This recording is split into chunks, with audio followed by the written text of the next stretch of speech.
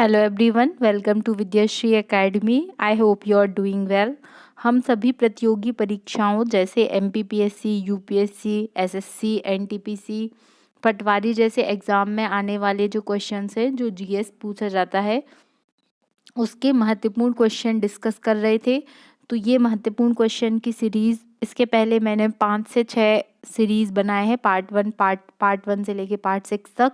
यदि आपने नहीं देखी है तो उसे देख लीजिए। ये प्रश्न बहुत ही इम्पॉर्टेंट हैं, ये सारे एग्ज़ाम में पूछे गए हैं और लगातार रिपीट भी होते हैं। तो आपको बहुत अच्छे से इन क्वेश्चन को सुनना है और याद करना है। पहला है कि क्योटो प्रोटोकॉल को कब स्वीकार किया गया। तो क्योटो एक जापान का शहर है, तो यहाँ पर 1997 में क्योटो प्रोटोकॉल को स्वीकार किया गया, इसको याद रखना है। फिर आईपीसीसी का आपने नाम सुना होगा, जो होता है inter governmental panel on climate change. ये क्या है? तो जो जलवायु परिवर्तन का आकलन करने के लिए आईपीसीसी संस्था जो है वो अपनी रिपोर्ट पब्लिश करती है। भारतीय जनता पार्टी की स्थापना कब हुई? तो अभी आप जानते हैं कि जो बीजेपी है, तो बीजेपी की ही गवर्नमेंट है। तो आपको याद रखना है कि भारतीय जनता पार्टी की स्थापना कब हुई? 1951 में भारतीय जनता पार्टी की स्थापना हुई। तो भारतीय जनसंघ के रूप में किसके नेतृत्व में हुई थी? तो कौन से ऐसे लीडर थे जिनके नेतृत्व में भारतीय जनता पार्टी की स्थापना हुई थी? उनका नाम है श्यामा प्रसाद मुखर्जी। और जब मोदी जी अपने कुछ वक्तव्य देते हैं तो श्यामा प्रसाद मुखर्जी को याद करते हैं, तो याद रखिएगा इनका नाम क्या है? श्यामा प्रसाद मुखर्जी। किसी सदस्य द्वारा किसी सरकार की किन्हीं विशेष नीतियों या कार्यवाहियों की आलोचना के उद्देश्य से लाया गया प्रस्ताव क्या कहलाता है? देखिए, यदि कोई सदस्य है और वो सरकार की कोई पर्टिकुलर ऐसी पॉलिसी है जिसकी वो आलोचना या निंदा कर सकते हैं, तो उसके लिए जो वो प्रस्ताव लेकर आएंगे उसे क्या कहा जाता है? उसे निंदा प्रस्ताव कहा जाता है। याद रखिएगा इसको। फिर राष्ट्रीय ग्रीन इंडिया मिशन क्या है? तो ये जलवायु परिवर्तन और पर्यावरण अध्ययन की समस्याओं की रोकथाम के लिए एक प्रयास है, राष्ट्रीय ग्रीन इंडिया मिशन। फिर प्रेसिडेंशियल कप किस खेल से रिलेटेड है? तो ये क्रिकेट से रिलेटेड है। इस तरीके से स्पोर्ट्स के क्वेश्चन भी आपसे पूछे जाते हैं। ग्रीन इंडिया मिशन की शुरुआत कब हुई थी? तो ये 11 जून 2010 को ग्रीन इंडिया मिशन की शुरुआत हुई थी। फुटबॉल में ब्लैक पर्ल किसे कहा जाता है? तो ये पेले खिलाड़ी है जिनका जो नाम है वो है एडी नेसिमेंटो, इसको याद रखना है। तो ये क्वेश्चन पूछा गया है, तो याद रखिएगा कि पेले को फुटबॉल में ब्लैक पर्ल कहा जाता है। फिर अंतर्राष्ट्रीय संस्था फिडे किस खेल से संबंधित है? तो जो फिडे संस्था है वो किससे संबंधित है? तो ये चेस से संबंधित है, इसको आपको याद रखना है। शतरंज से संबंधित है।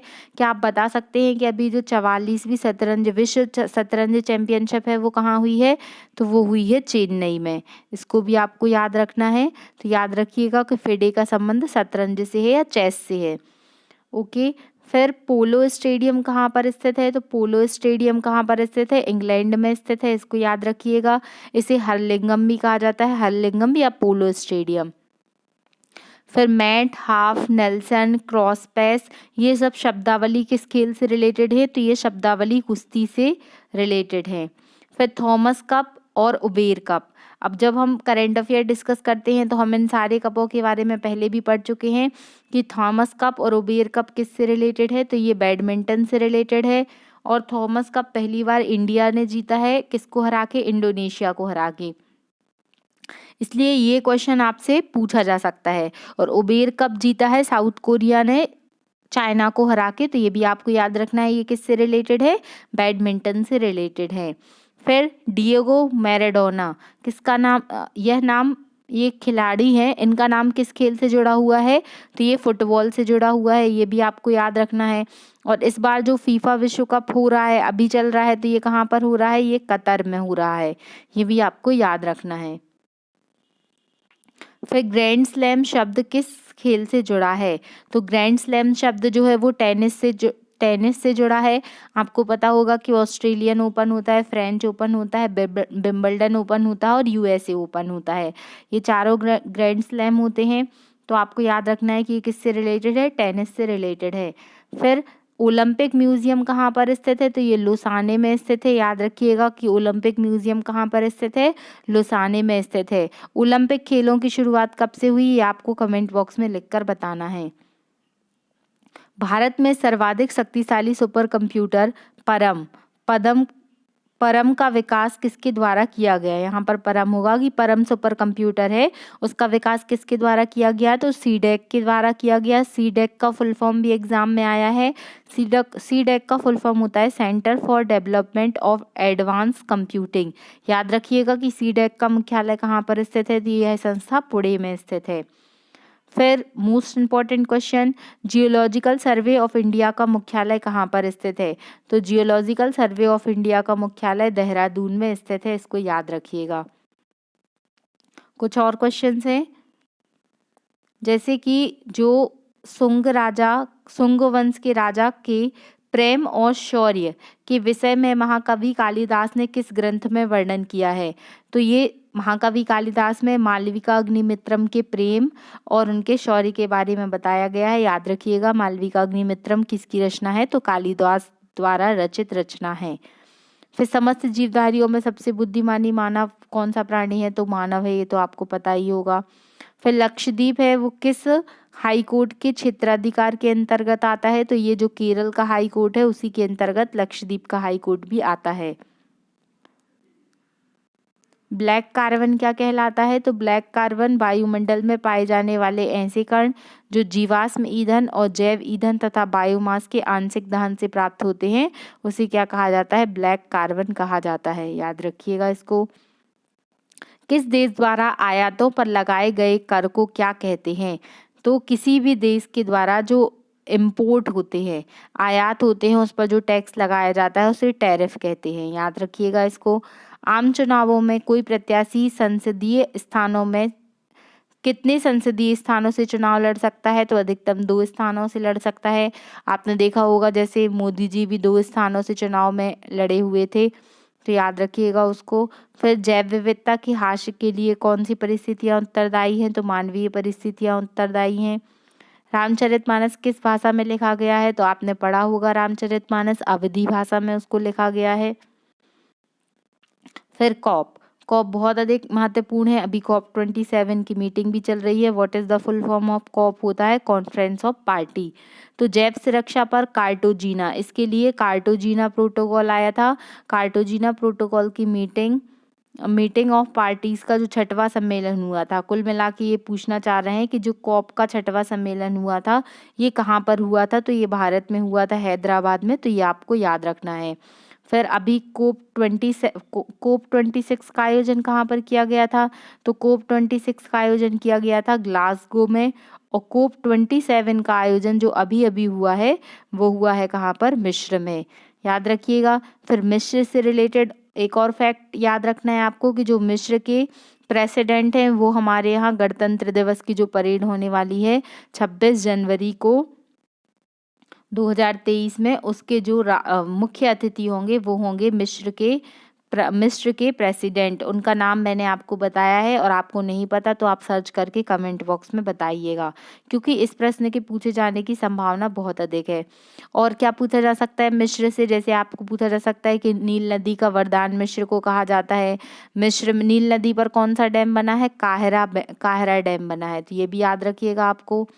और इससे क्या पूछा जा सकता है आपको कि स्वेज नहर कहाँ पर स्थित है? तो स्वेज नहर का क्वेश्चन भी पूछा जा सकता है कि स्वेज नहर किस किस को जोड़ता है? तो लाल सागर और भूमध्य सागर को जोड़ने का काम कौन सी नहर करती है? स्वेज नहर करती है। इस तरीके से जब आप एक बार जीएस अच्छे से पढ़ लेंगे तो आप कनेक्ट करना सीख जाएंगे। यदि आपको एक प्रश्न मिलता है तो उस प्रश्न से रिलेटेड जितने क्वेश्चन बन सकते हैं आप सब उन सब के बारे में जानकारी रखिए। इससे क्या होगा कि आपके क्वेश्चंस फिर गलत नहीं होंगे और आपके कॉन्सेप्ट बहुत अच्छे डेवलप हो जाएंगे। फिर कोई वकील नहीं, कोई दलील नहीं और कोई अपील नहीं। नो वकील, नो दलील, नो अपील, यह नारा किसके विरोध में दिया गया था? तो ये रोलेट एक्ट आया था। तो रोलेट एक्ट में बोला गया था कि कोई दलील नहीं होगी, कोई वकील नहीं होगी, कोई अपील नहीं होगी, डायरेक्ट जो भी व्यक्ति विरोध करेगा उसको क्या कराया जाएगा? जेल के अंदर डाला जाएगा। तो ये रोलेट एक्ट के बारे में जानकारी रखिएगा आप। फिर कुछ क्वेश्चन और हैं, जैसे सर्वोच्च न्यायालय के न्यायाधीश को उसके पद से कौन हटा सकता है? तो जो सुप्रीम कोर्ट के न्यायाधीश हैं उनको संसद के परामर्श से महाभियोग प्रक्रिया के द्वारा कौन हटा सकता है? केवल राष्ट्रपति हटा सकते हैं। फिर 1950 में जो मूल संविधान बना था तो उसमें कितनी भाषाओं को मान्यता दी गई थी? तो 14 भाषाओं को मान्यता दी गई थी। वर्तमान में यदि आपसे कोई पूछता है कि भारतीय संविधान में कितनी भाषाएं हैं, तो 22 भाषाएं हैं। 3 संविधान संशोधन के द्वारा जो अन्य 8 भाषाएं हैं वो जोड़ी गई हैं। वो कौन कौन से संविधान संशोधन है, ये मैंने अपने पॉलिटी वाले लेक्चर में बहुत अच्छे से एक्सप्लेन किया है। यदि आपने नहीं देखा है तो उसे देख लीजिएगा। फिर वह स्थान जहाँ पर महावीर स्वामी ने पूर्ण आध्यात्मिक ज्ञान मीन्स केवल ज्ञान प्राप्त किया, वो कौन सा ज्ञान, वो कौन से स्थान था? तो वो था जंभिका ग्राम। इसको याद रखिएगा आपको। महावीर स्वामी जैन धर्म के कौन से वे तीर्थंकर थे? 24वें तीर्थंकर थे। और इनका जो चिन्ह है वो है, कौन सा चिन्ह है इनका? सह चिन्ह है। और जो जैन धर्म के प्रथम तीर्थंकर हैं वो कौन है? वो भगवान आदिनाथ हैं। उनका भी नाम आपको याद रखना है। कितने तीर्थंकर हुए हैं जैन धर्म में? टोटल 24 तीर्थंकर हुए हैं। फिर केंद्र सूची, राज्य सूची और समवर्ती सूची का वितरण संविधान में कहाँ पर किया गया है? तो जो 7वीं अनुसूची है, 7वीं अनुसूची में केंद्रीय सूची, राज्य सूची और समवर्ती सूची का वितरण किया गया है। वर्तमान में कितनी अनुसूचियां हैं संविधान में? तो वर्तमान में 12 अनुसूचियां हैं। आपको याद रखना है कि जैसे 11वीं और 12वीं अनुसूची का क्वेश्चन पेपर में पूछा जाता है कि 11वीं अनुसूची जो है वो क्या है, जो ग्रामीण पंचायती राज है उससे रिलेटेड है, और 12वीं अनुसूची नगरीय निकायों से रिलेटेड है। फिर किस संविधान संशोधन के द्वारा लोकसभा तथा राज्य सभाओं का जो कार्यकाल है वो बढ़ाया गया था? तो लोकसभा का कार्यकाल वैसे 5 साल होता है, और जो राज्यसभा है वो तो एक अस्थायी मतलब स्थायी सदन होता है, उसका तो कार्यकाल, राज्यसभा का भी भंग नहीं होती। जो लोकसभा और राज्यसभा का जो कार्यकाल बढ़ाया गया था, तो याद रखिएगा 42वें संविधान संशोधन के दौरान ऐसा हुआ था कि 1 साल के लिए कार्यकाल बढ़ाया गया था। फिर किस आयोग का गठन करने के लिए 89वां संविधान संशोधन अधिनियम बना? बहुत मोस्ट इम्पॉर्टेंट लगा लीजिए आप इसको कि 89वां संविधान संशोधन अधिनियम में क्या हुआ था कि जो एसटी और एससी, पहले एसटी और एससी निकाय एक ही होता था, तो एसटी और एससी निकाय का जो सेपरेशन हुआ था वो 89वें कॉन्स्टिट्यूशनल अमेंडमेंट के द्वारा हुआ था। फिर भारत का एकमात्र सक्रिय ज्वालामुखी कौन सा है? तो ये बैटन नहीं, ये बैरन होगा। यहाँ पर बैरन आइलैंड है। कहाँ पर स्थित है ये? अंडमान निकोबार द्वीप समूह में स्थित है। इसका नाम याद रखना है आपको।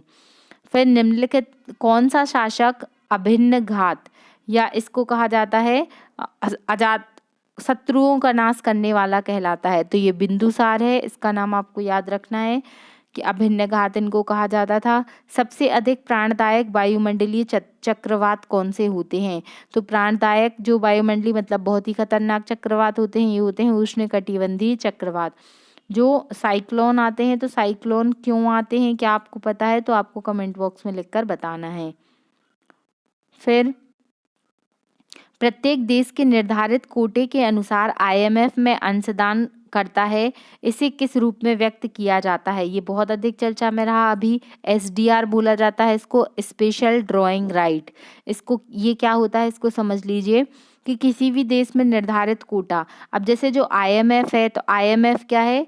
International monitoring fund. तो उसका एक कोष होता है, उसमें हर एक देश का अंशदान होता है कि भारत कितना पैसा देगा, अमेरिका कितना पैसा देगा, और जो अन्य सदस्य राष्ट्र हैं वो कितना पैसा देंगे।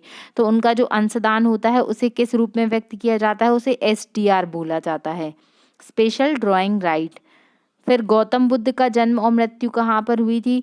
तो गौतम बुद्ध हैं जैन धर्म के जो तीर्थंकर महावीर भगवान, इससे रिलेटेड क्वेश्चन पूछे जाते हैं, तो इसको बहुत अच्छे से याद रखिएगा कि गौतम बुद्ध जी का जन्म कहाँ पर हुआ था? लुम्बिनी में हुआ था, और उनकी मृत्यु हुई थी कुशीनगर में। याद रखना है आपको। फिर गंधार कला किस काल में विकसित हुई? तो गंधार कला जो हुई थी वो कुषाण काल में, कुषाण काल में गंधार कला का विस्तार हुआ था। फिर ईसा पूर्व 6वीं सदी में विश्व की प्रथम गणतंत्रात्मक व्यवस्था कौन सी थी? मोस्ट इम्पॉर्टेंट क्वेश्चन, ये हिस्ट्री के सेक्शन से पूछा गया है बहुत सारे एग्जाम में कि जो विश्व की सबसे पहली गणतंत्र मतलब जो रिपब्लिक सिस्टम था वो कहाँ पर था? वो वैशाली में था। याद रखिएगा इसको। फिर उत्तर भारत में मंदिर स्थापत्य कला का वास्तविक आरंभ कहाँ से हुआ? तो आज हम देखते हैं कि उत्तर भारत में इतने बड़े बड़े प्राचीन अद्भुत मंदिर देखने मिलते हैं। तो ये मंदिर निर्माण की शैली जो प्राप्त हुई बनी हुई है वो गुप्त काल से आई है, याद रखिएगा इसको। फिर सुल्तानपुर पक्षी अभ्यारण्य कहाँ स्थित है? तो सुल्तानपुर पक्षी अभ्यारण्य हरियाणा में स्थित है, इसको भी याद रखना है आपको। ये सारे वही क्वेश्चन है जो पूछे गए हैं और ये क्वेश्चन आपको पता होने ही चाहिए। फिर किस मुगल सेनापति के साथ शिवाजी ने पुरंदर की संधि की थी? तो ये जयसिंह प्रथम के साथ की थी, याद रखिएगा इसको। फिर ये क्वेश्चंस हैं, इनको आपको अच्छे से पढ़ना है। हम ज़्यादा बड़े बड़े वीडियोस नहीं बना रहे हैं ताकि आप आसानी से एक बार में इतने क्वेश्चन पढ़ सकें और याद कर सकें। अगर आपको मेरा प्रयास अच्छा लग रहा है और आप चाहते हैं कि इस तरह की सीरीज़ में कंटिन्यू करूं, इससे आपको फ़ायदा होगा, तो आप प्लीज़ कमेंट बॉक्स में बताइएगा और अधिक से अधिक अपने दोस्तों तक इसको शेयर कीजिएगा। Thank you so much. जय हिंद, जय भारत।